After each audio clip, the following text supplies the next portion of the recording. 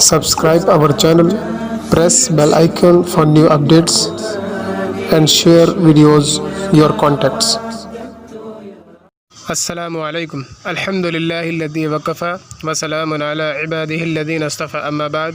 ناظرین کرام، آج پھر سے ہم دوبارہ آپ کے سامنے خواب کی تعبیر کے بارے میں دوسرا پارٹ لے کر حاضر ہوئے ہیں۔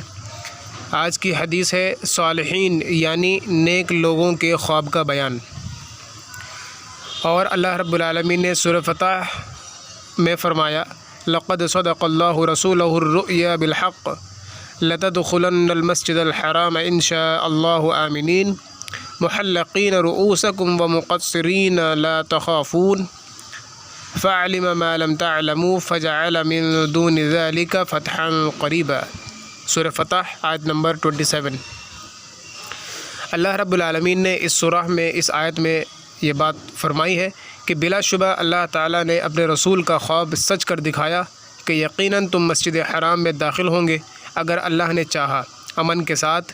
کچھ لوگ اپنے سر کے بالوں کو منڈوائیں گے یا کچھ کتروائیں گے اور تمہیں کسی کا خوف نہ ہوگا، لیکن اللہ تعالیٰ کو وہ بات معلوم تھی جو تمہیں معلوم نہیں ہے۔ پھر اللہ نے سردست تم کو ایک فتح یعنی فتح خیبر کرا دی۔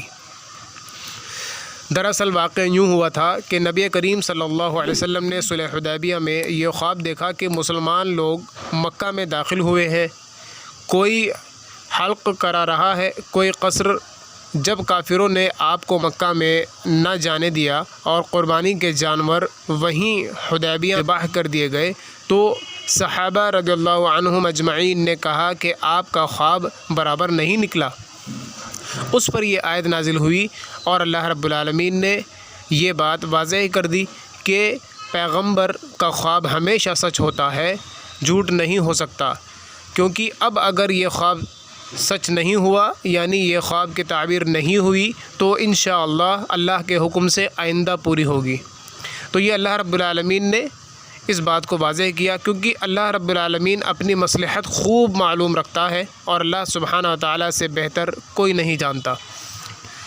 مکہ میں داخل ہونے سے پہلے مسلمانوں کو ایک فتح کرا دینا اس کا مناسب معلوم ہوا، اور وہ فتح صلح حدیبیہ یا فتح خیبر ہے۔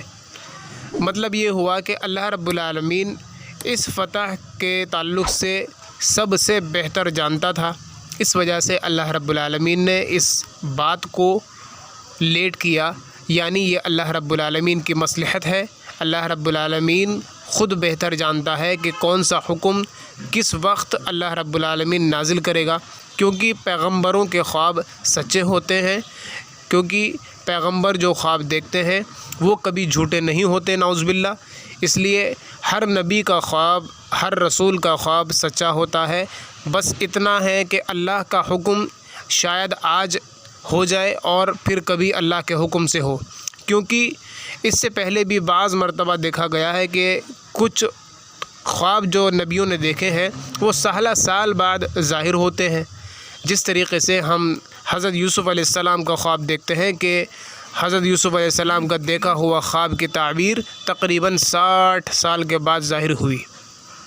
تو یعنی اس حدیث سے پتہ چلا کہ اللہ رب العالمین نیک لوگوں کو خواب، جو نیک لوگ خواب دیکھتے ہیں وہ فوراً ظاہر نہیں ہوتے، بلکہ کبھی کبھی وقت بھی لگ جاتا ہے، جس کی وجہ سے انسان یہ نہ سمجھے کہ آپ نے جو خواب دیکھا ہے وہ نعوذ باللہ جھوٹا تھا، کیونکہ اللہ کے نبی صلی اللہ علیہ وسلم کا دیکھا ہوا خواب اور تمام نبی اور رسولوں کا دیکھا ہوا خواب سچے ہوتے ہیں، اور نبیوں کے خواب کو کبھی بھی جھوٹا نہیں کہا جا سکتا۔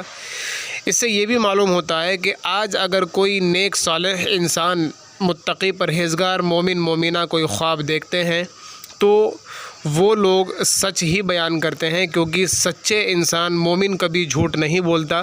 اس وجہ سے ہمیں یہ بھی دیکھنا چاہیے کہ ہم کبھی بھی کسی کے اوپر جھوٹ نہ باندھیں۔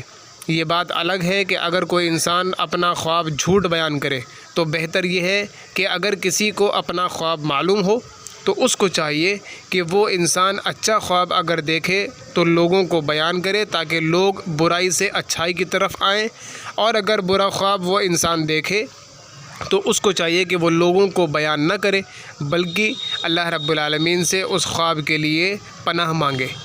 تو یہ ایک مختصر سی بات تھی جو ہم نے آپ کے سامنے پیش کی۔ اللہ رب العالمین سے دعا ہے کہ اللہ سبحانہ و تعالیٰ اپنے فضل و کرم سے ہم لوگوں کو قرآن و سنت کی صحیح سمجھ اور صحیح دین کی طریقے سے چلنے کی توفیق دے، اور دین پر ہم لوگوں کو، توحید پر ہم لوگوں کو قائم رکھے، اور توحید پر ہم لوگوں کا خاتمہ کرے، اور تمام بدعت، شرک اور کفر سے اللہ سبحانہ و تعالی ہماری حفاظت کرے۔ آمین۔